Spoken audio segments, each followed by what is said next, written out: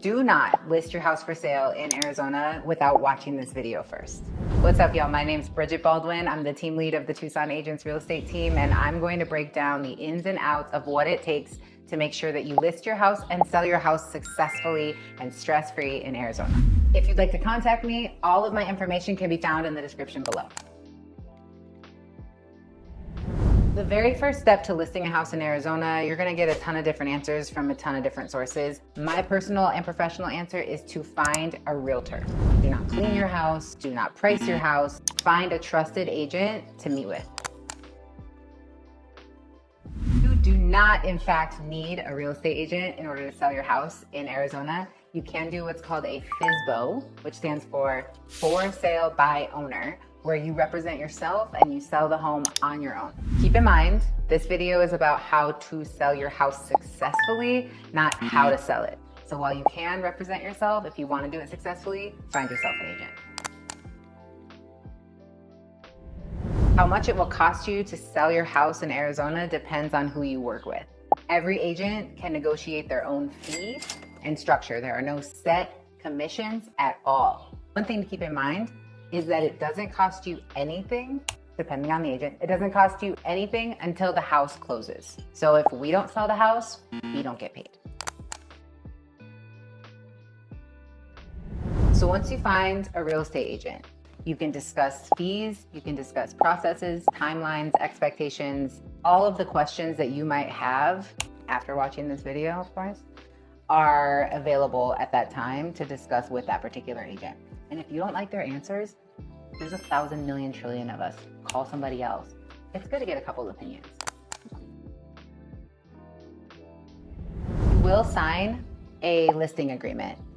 There are different types of agency relationships that I can help answer for you if you want to contact me, but the most common is an exclusive right to sell, which means the agent has the ability to represent you, potentially the buyer as well if you agree to dual agency, which we can also get into later.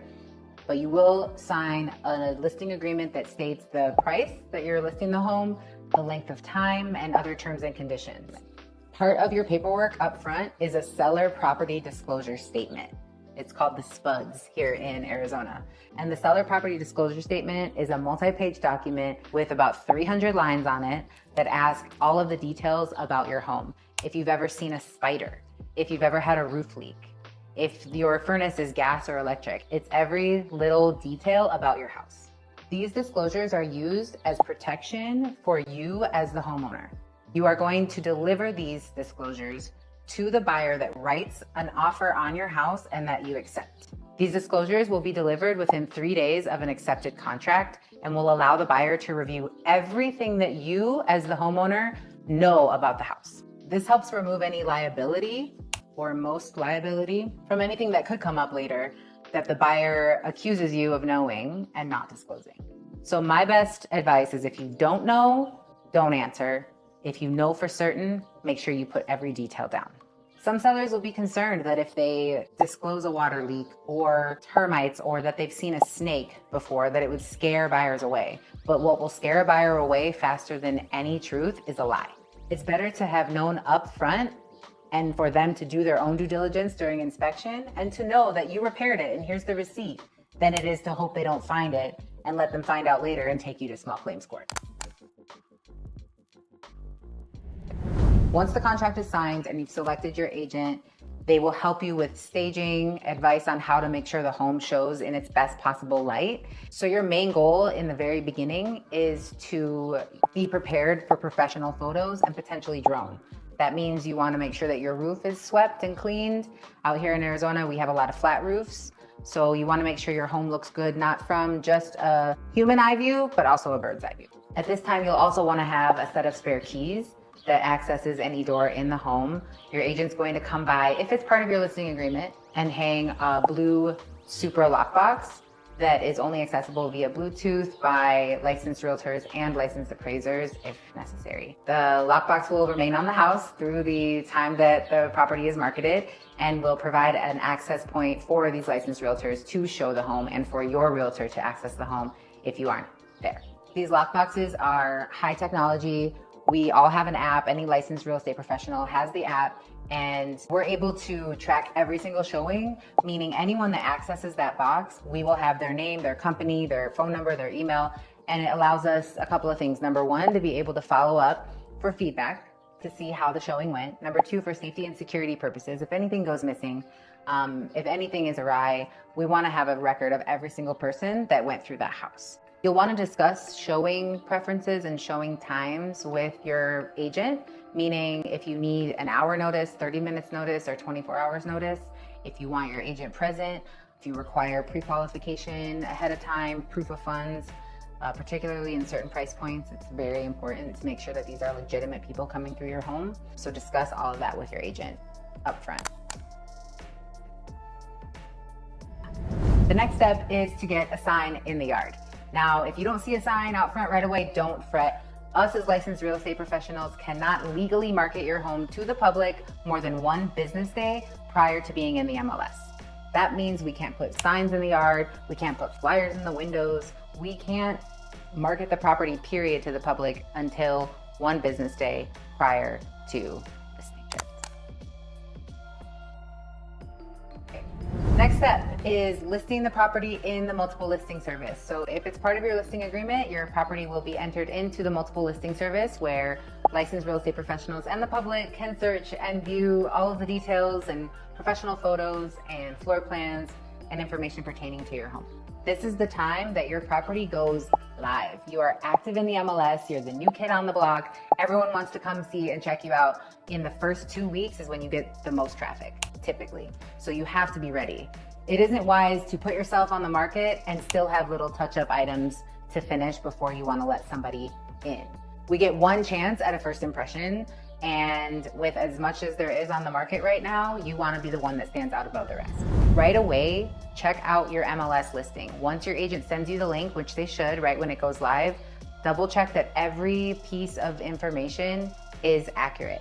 We're all humans, it's input by humans, mistakes can happen. So please double check, save yourself the trouble later when the buyer tries to demand a washer and dryer out of you because it was listed in the MLS and it's not actually present at the property. As a seller, once you're live, be prepared for showings at all possible times. It's painful. You have to keep your house spotless. You don't have any family photos around anymore. It feels like you're already on your way out, but trust me, you want to be ready. You want to accommodate every single showing because the more people that come through, the higher your chances are of getting offers. It's a bonus if you aren't living there. It's a bonus if you're already gone. Great. Just make sure that it's checked up on, your agent's dusting, looking out for, in the summers that the AC is down to a comfortable level, in the winters that the heat is turned up to a comfortable level. You want people to spend as much time in your listing as they possibly can. Some agents will offer small bottled waters, snacks that entice people to hang out a little bit longer. If they're looking at 9 or 10 different properties, yours is the one that fed them. One major role of having representation like a real estate agent is for them to follow up on every single showing to see how it went. Feedback is your best friend once you're on the market. You need to know how it showed. If the buyer says, "No, we found something else," why? What did you find? What did you like better? How was it priced? When you are advertising an open house online, it creates the psychological effect in other buyers that there's going to be droves of people flocking into that home and, honey, we better go see it ASAP. If you aren't comfortable with open houses, talk to your agent about it. There's other alternatives that can still give you some exposure, but I'll say open houses are the best way. In Tucson, our Association of Realtors offers a weekly home tour. It's where brokers and agents alike get together and caravan to each other's listings, providing detailed feedback, and is a great way to expose your listing to other local offices. So if your community or your neighborhood offers a broker tour, maybe within the brokerage that you're listing with, or inter-brokeragely, meaning with other brokerages together, definitely ask your agent about that opportunity.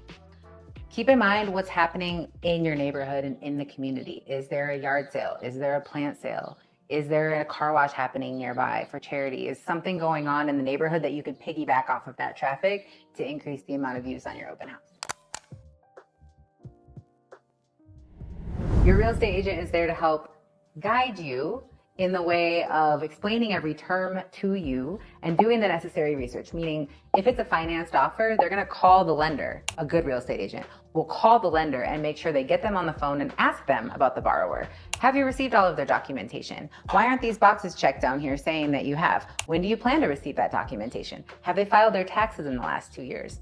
How well do you know them? How many offers have they written so far? Have they followed through on anything else? Has anything fallen out? Have your agent have those conversations to avoid fallout later on. Once you're under contract, now you're off the market. Everyone sees that. If for some reason it falls out, you're the guy that they want to know what happened.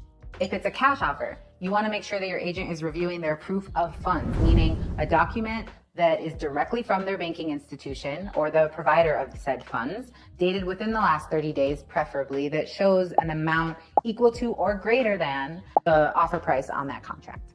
On the Arizona contract, there are other terms to look at that can increase or decrease the value of that offer. It is not just about the price. So how long do they want to do their inspections? Do they want the standard 10 days or are they offering to get it done in 5 days? Do they want a home warranty to be paid for at closing by the seller? Those can rack up, thousands of dollars if you don't pay attention. And when is their close date? Is it in 30 days or 300 days? They could give you $1 million for a $500,000 property, but if you have to wait 2 years to get that money, is it really worth it? Finally, you want to know that the agent has confidence in the other agent. That's where the relationships in the network are so crucial. When you choose an agent, make sure they're well connected, well respected, well known. Everyone has their start. I'm not saying don't hire a brand new agent. Just make sure that brand new agent has mentorship, leadership, guidance, and a network of notoriety that they can leverage to help market and sell your home.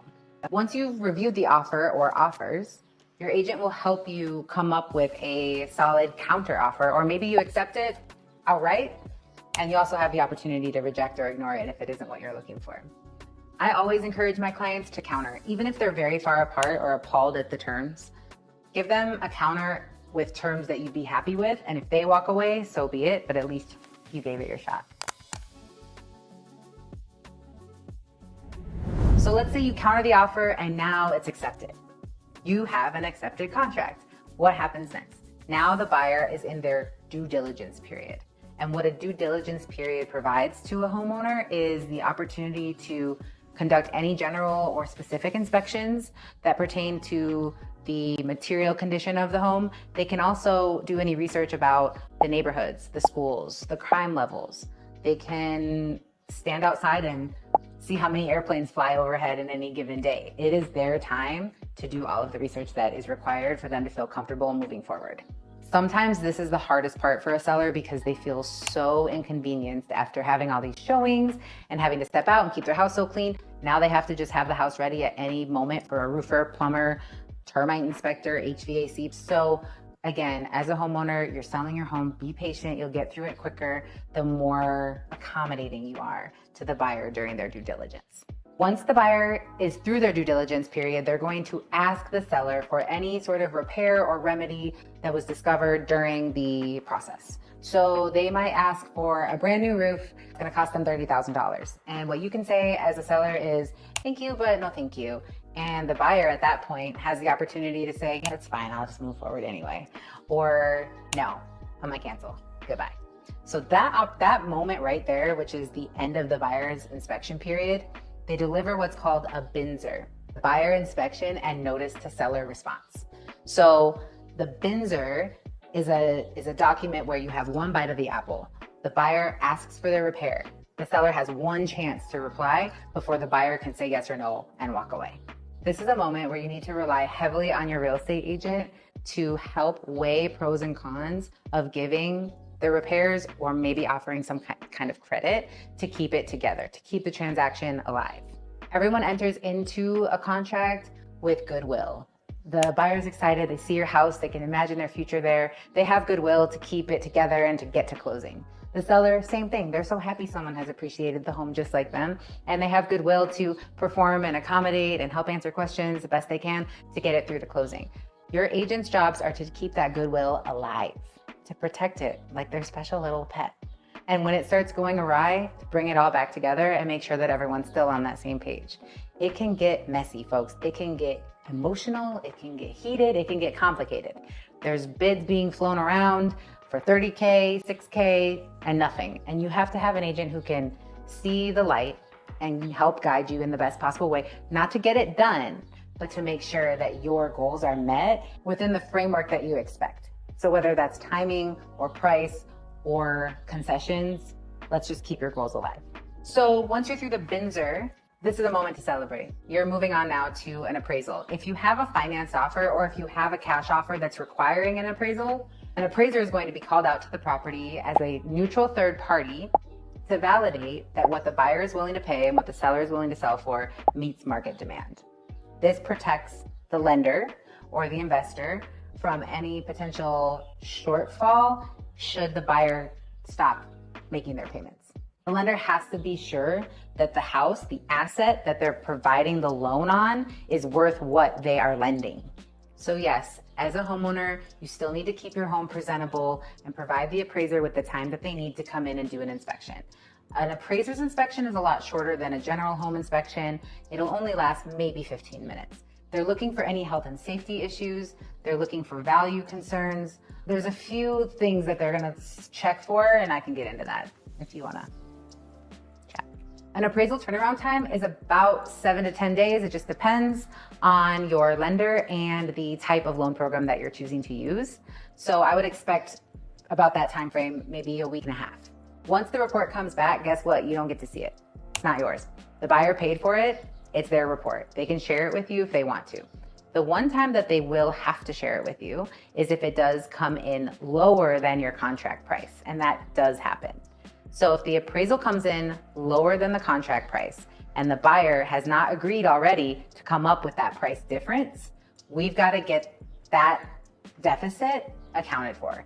Meaning the buyer either has to come out of pocket on top of their down payment to meet the purchase contract for the seller, or the seller has to reduce the contract price down to the appraised value in order to get the loan to go through. Again, you can sell your house by yourself, or you can hire a professional to help you navigate all of these crucial moments. So the appraisal is in, it's clear, no conditions. Conditions meaning if there's rotting wood, if there's broken glass, anything that the appraiser has called out as a necessary item of repair before they will allow the appraisal to be cleared.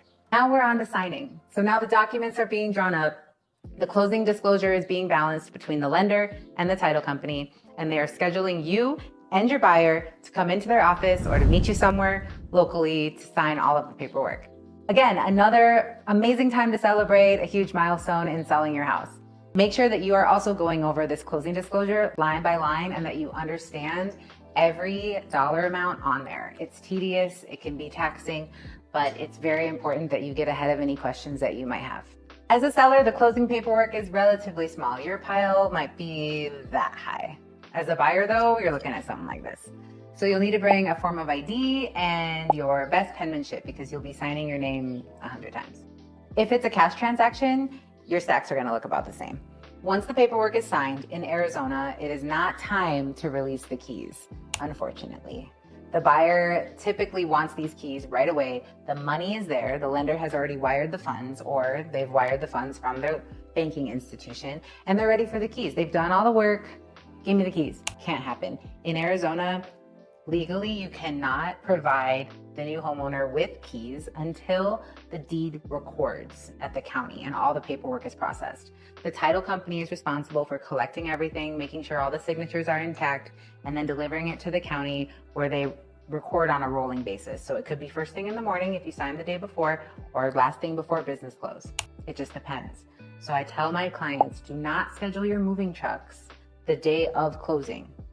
Give yourself some time because you just don't know exactly when you're going to get those keys. But once it records, then the keys are all in the hands of the buyer. The seller has the money transferred to their account, and we're all moving forward and super happy. So remember, your agent has not gotten paid at all until right now. When the money is dispersed at recording, the brokerage is paid, the brokerage pays the agents, the buyer has transferred all of their money, the seller is paid, and it's a done deal. After you sell your house, our job is not done. At least not mine. My philosophy is that I'm there for you forever, no matter what. If you need anything, let's say a package was delivered to the house after closing. Never happens. Mail was delivered to the house after closing. Never happens. I can get in touch with that agent and make sure that package is secured. I can pick it up for you. I'll mail it to your new house. You can still rely on me to help with anything that's missing after closing. Another thing, talk to your CPA. But when you sell your house, you'll need that closing statement for your following year's taxes. So when you sell, your agent, I send everything out, usually January 1st of the year, to everyone that bought and sold a house the year prior. So keep in mind, or calendar it, if you're like me, to ask your agent for that closing statement, or file it away in your own records. You'll have a copy of it before you file your taxes for the next year. Finally, after closing, we work hard for our people. I appreciate nothing more than a 5-star review on Google, or feedback directly if it's not 5 stars. So pro tip, once your house is done and closed, head over to that agent's Google business page and give them a shout out for how well they did for you and your family. Our reviews go a very long way in this industry.